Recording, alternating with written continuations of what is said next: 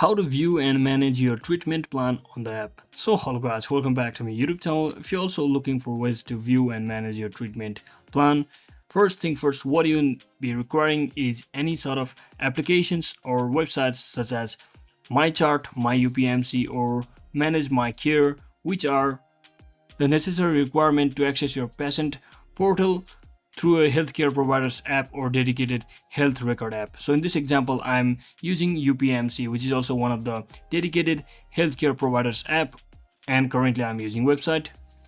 So once you successfully log into that particular platform, you just have to look for the sections such as appointments or medications or lab results or messages to find the relevant information related to your treatment plan. You can often schedule a appointments or message your care team, view test results, as well as manage medications within the app, just like that, after finding all of the details I mentioned. So that is it for today guys. I hope this video was informational. If it was, don't forget to like and subscribe. See you on the next one.